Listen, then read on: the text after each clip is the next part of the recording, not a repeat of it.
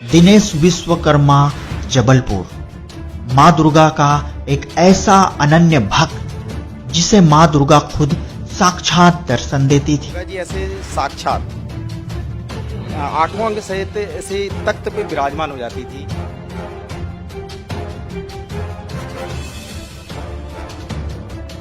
लेकिन इतनी भक्ति के बावजूद भी मां दुर्गा से दिनेश जी की पत्नी का कैंसर का रोग ठीक नहीं हो पाया और दिनेश विश्वकर्मा की पत्नी की मौत हो गई।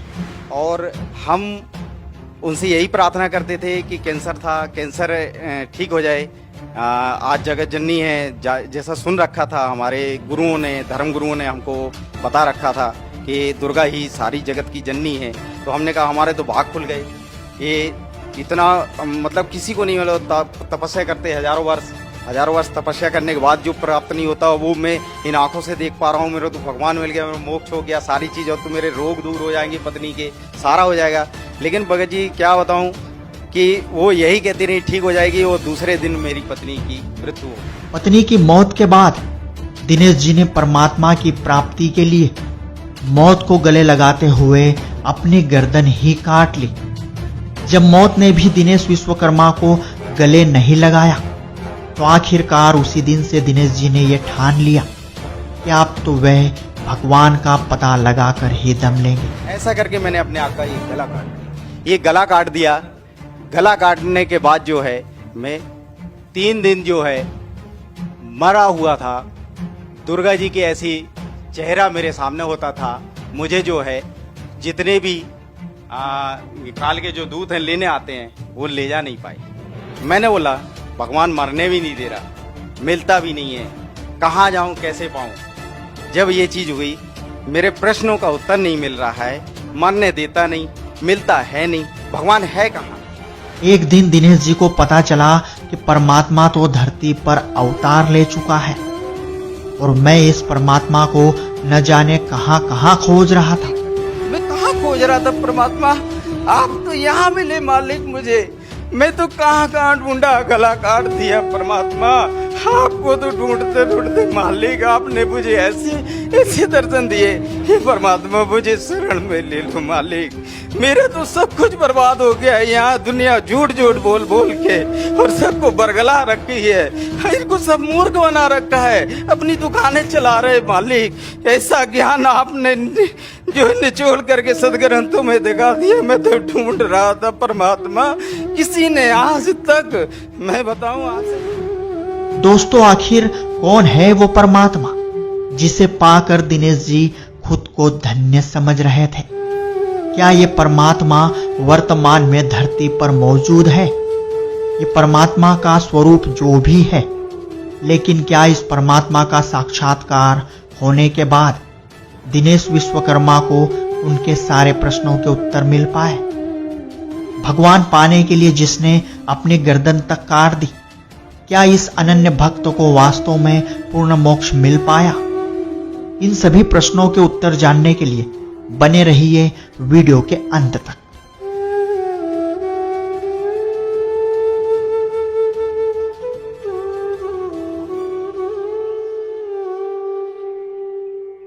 सर नमस्कार। नमस्कार सर।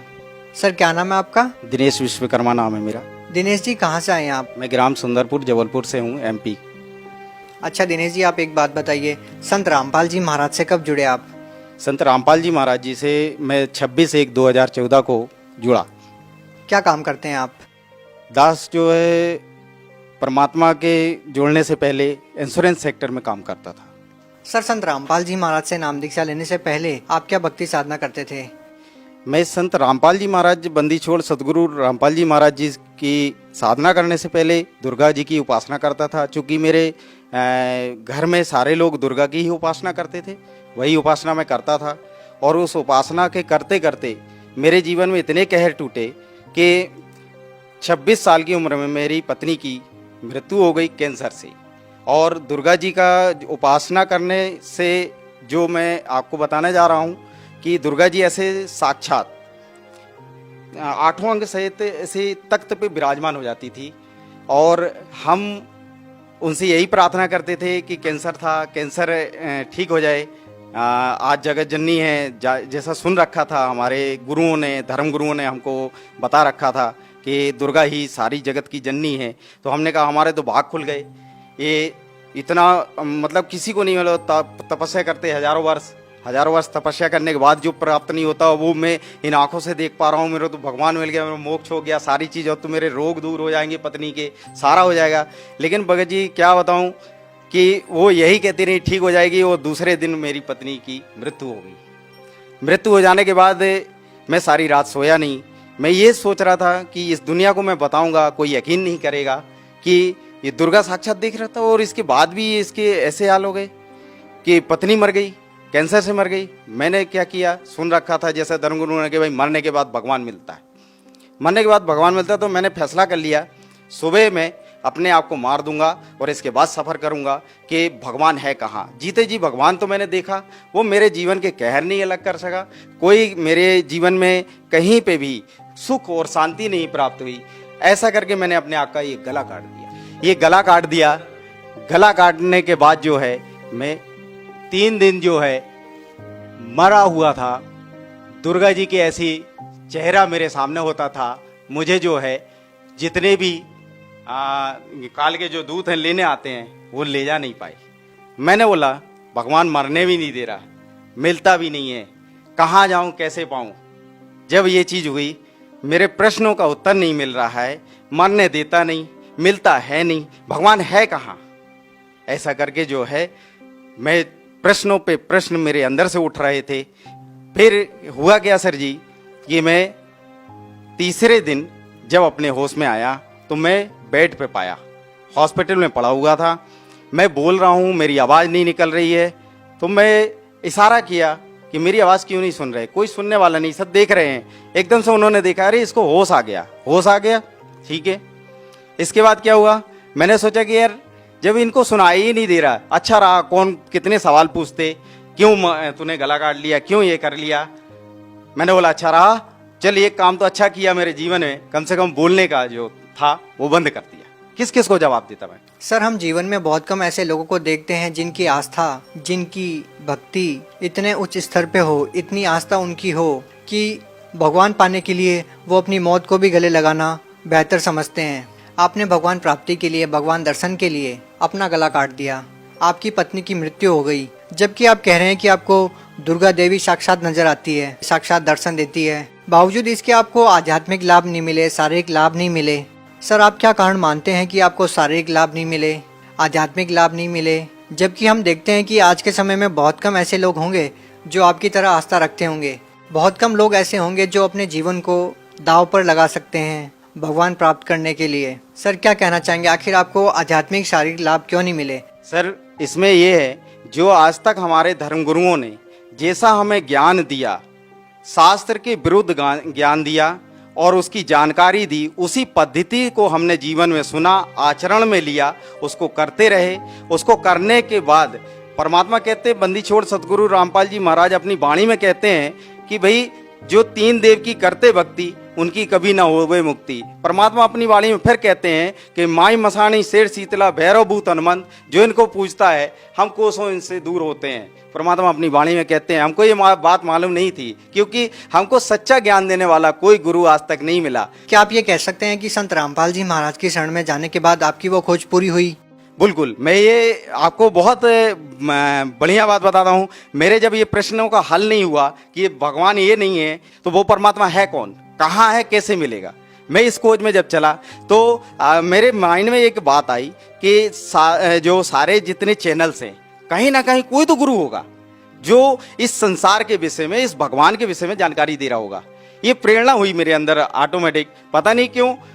मैंने फिर सारे चैनल, सुबह से बैठता था, दिन के 6-7 बजे जो है मैं बैठ जाता था और 11-12 बजे तक मैं चैनल देखता था, सत्संग सुनता था, देखता था कोई राम की कथा सुना रहा है, कोई विष्णु जी को बता रहा है, कोई जो है कृष्ण जी को लीला बता रहा है, लेकिन कोई इसके आगे की कोई कथा ही नहीं बता रहा है। जब नहीं बता रहा तो मैं उनको फिर मोल्ड करते जाता था, मतलब उनको चैनल चेंज करते जाता था। नहीं मिलता था, थक जाता था, दोपहर में खाना खाता, फिर सो जाता।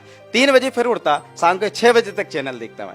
चैनल देखने के बाद वही कोई राम कथा, कोई कृष्ण जी की लीला बता रहा, वो गोवर्धन पर्वत उठाए, इसके आगे कोई ज्ञान ही नहीं, कोई नहीं। कोई हनुमान जी की वो उपासना बता रहा, आप ऐसा कर लो, ये हनुमान जी ऐसा चमत्कार कर देंगे, हनुमान जी पूर्ण परमात्मा है कलयुग में। मेरे को ज्ञान ही नहीं समझ में आ रहा, कोई हनुमान जी को भगवान बता रहा। फिर हुआ क्या कि मुझे जो है ये प्रश्नों का उत्तर एक दिन जो है बंदी छोड़ सतगुरु रामपाल जी महाराज जी का चैनल देखा, उसमें बंदी छोड़ सतगुरु रामपाल जी महाराज जो है दुर्गा कैसे पैदा हुई, कहां से इसकी उत्पत्ति हुई, ये सदग्रंथों में प्रमाण करके सब कुछ बता रहे थे। और जैसा मैंने उनका ज्ञान सुना, मेरे तो पैर तले से जमीन ही खिसक गई कि ऐसा अनमोल ज्ञान, हे परमात्मा आप तो ऐसा अनमोल ज्ञान बता रहे हैं मालिक, मैं कहाँ खोज रहा था परमात्मा, आप तो यहाँ मिले मालिक मुझे, मैं तो कहाँ ढूंढा, गला काट दिया परमात्मा, आपको तो ढूंढते ढूंढते मालिक आपने मुझे ऐसे ऐसे दर्शन दिए, हे परमात्मा मुझे शरण में ले लो मालिक, मेरा तो सब कुछ बर्बाद हो गया है, यहाँ दुनिया झूठ झूठ बोल बोल के और सबको बरगला रखी है, इनको सब मूर्ख बना रखा है, अपनी दुकानें चला रहे मालिक, ऐसा ज्ञान आपने जो निचोड़ करके सदग्रंथों में दिखा दिया, मैं तो ढूंढ रहा था परमात्मा, किसी ने आज तक, मैं बताऊं आपसे सर जी, किसी ने आज तक सदग्रंथों को खोल के नहीं दिखाया कि देवी भगवत गीता में क्या लिखा है, गीता में क्या लिखा है, वेदों में क्या लिखा है, कुरान शरीफ में क्या लिखा है, पवित्र गुरु ग्रंथ में क्या लिखा है, पवित्र बाइबल में क्या लिखा है। गुरु ग्रंथ में भी परमात्मा का नाम लिखा है, 721 वाणी में भगवान अपनी वाणी में कहते हैं, यह कर्ज गुत्तम पेश तू कौन करतार, हक्का कबीर करीन तू बेअब परवरदिगार, वो मालिक का नाम बता रहे गुरु ग्रंथ साहिब में। सर आपकी बातों को सुनकर निसंदेह हर कोई विश्वास कर सकता है कि आपको संत रामपाल जी महाराज से नाम दीक्षा लेने के बाद परमात्म तत्व का ज्ञान हुआ, परमात्मा कौन है, कहाँ है, कैसे है। हम आपसे ये पूछना चाहते हैं कि संत रामपाल जी महाराज से नाम दीक्षा लेने के बाद आपको क्या लाभ मिले। बंदी छोड़ सदगुरु रामपाल जी भगवान जी से दीक्षा लेने के बाद मुझे मेरे शरीर में, बचपन में मैं पेड़ से गिर गया था, मेरे रीढ़ की हड्डी में बहुत तकलीफ रहती थी, वो ठीक नहीं होती थी। वो परमात्मा बंदी छोड़ सदगुरु रामपाल जी महाराज जी से दीक्षा लेने के बाद 90 ही दिन में वो जो काफ़ी साल का दर्द था, जो डॉक्टर ठीक नहीं कर पाए, जो कोई संत ठीक नहीं कर पाया, कोई झाड़ा लगानिया वाला ठीक नहीं कर पाया, वो परमात्मा की सतभक्ति करने से वो ठीक हो गया। सर जी ये कहना चाहता हूँ कि जिन पूजाओं को पहले मैं करता था, उनमें मेरे को जो एक गंदी लत थी, जो कोई नहीं जानता था मेरे परिवार में, मैं शराब भी पीता था, बीड़ी सिगरेट भी पीता था और गांजा भी पीता था। और मेरे घर के, मेरे परिवार के कोई नहीं जानते थे कि ये नशा ये करता है। उन पूजाओं को करते करते मेरे को ऐसी नशा की लत लग गई थी कि मैं 5-5 लीटर शराब तक पी जाता था, लेकिन वो कोई जान नहीं पाता था, कोई पता नहीं कर पाता था। मैं आपसे बतलाऊं कि मैं बयान नहीं कर सकता हूं शब्दों में, ऐसी हालत को मैं प्राप्त हो गया था, ऐसा नास्तिक होने जा रहा था कि भगवान इस दुनिया में है ही नहीं। आज जो भगवान पाने की प्रक्रिया जो बता रखी है, उससे भगवान मिला, वो लाभ नहीं मिले भगवान वाले, क्योंकि भगवान के लाभ सुन रखा है कि भगवान तो करुणा का सागर है, दया का सागर है। वो कुछ भी मेरे जीवन में नहीं ऐसा घटित हुआ। मेरे 26 साल। सर आप इतना नशा करते थे, आप नास्तिकता की कगार पे पहुंच चुके थे, सर आपका नशा कैसे छूटा फिर। बंदी छोड़ सदगुरु रामपाल जी महाराज जी की शरण में जाने के बाद मैं सर जी आपसे बताऊं, मेरा नशा 1 सेकेंड में ही छूट गया। वो जो लत थी, मुझे इच्छा ही नहीं हुई परमात्मा की शरण में जाने के बाद। सर अब आपको कितने वर्ष हो गए हैं कि आपने नशा नहीं किया। मैं जब से 26/1/2014 को मैंने परमात्मा बंदी छोड़ सदगुरु रामपाल जी की शरण में गया, उस तारीख से वो सारे नशे छूट गए एक ही पल में। सर हम आपसे एक और बात पूछना चाहेंगे, कहीं ना कहीं संत रामपाल जी महाराज के जो अनुयायी हैं, उनके निशाने पर ज़्यादातर हिंदू देवी देवता ही रहते हैं, क्योंकि वो कहते हैं कि उनको देवी देवताओं के पूजने से कोई लाभ नहीं मिला। हम आपसे ये प्रश्न पूछना चाहेंगे कि कहीं संत रामपाल जी महाराज हिंदू धर्म के खिलाफ कोई साजिश तो नहीं रच रहे। आखिर संत रामपाल जी महाराज किस धर्म को श्रेष्ठ मानते हैं। ये गलत है। बंदी छोड़ सदगुरु रामपाल जी महाराज जी ने किसी भी प्रकार से किसी भी धर्म के प्रति कोई साजिश नहीं रच रखी है। परमात्मा बंदी छोड़ सदगुरु रामपाल जी महाराज जी ने, क्योंकि उनका एक स्लोगन ही है एक कि जीव हमारी जाति है, मानव धर्म हमारा, हिंदू मुस्लिम सिख ईसाई धर्म नहीं कोई न्यारा। सर यहाँ पे हम एक और बात पूछना चाहेंगे कि क्या सारे ही गलत साधनाएं केवल हिंदू धर्म में हैं, मुस्लिम धर्म के बारे में आप कुछ नहीं कहते हैं। आज बहुत सारे धर्मगुरु हैं। मुस्लिम धर्मगुरु में मैंने एक नाम सुन रखा था, जाकिर नाइक का। उन्होंने बहुत खुला चैलेंज किया था कि आज इस संसार में कोई भी गुरु हों दो, कोई भी महात्मा हों दो, कोई भी शंकराचार्य हों दो, मैं उससे डिबेट करना चाहता हूँ, मैं डिबेट करने के लिए इच्छुक हूँ।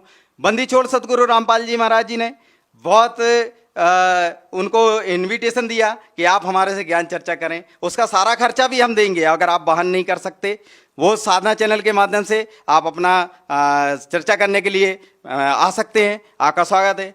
बंदी छोड़ सतगुरु रामपाल जी महाराज जी का ज्ञान ऐसा है कि इस दुनिया में उसका कोई सानी नहीं है। सर, अंतिम प्रश्न आपसे पूछना चाहेंगे कि एक ऐसा धर्मगुरु, एक ऐसा संत जो आपको आध्यात्मिक ज्ञान देते हैं, जो आपको शारीरिक लाभ देते हैं, आपको मानसिक लाभ देते हैं, वो संत आज जेल में है। सर, क्या कहना चाहेंगे इस बारे में?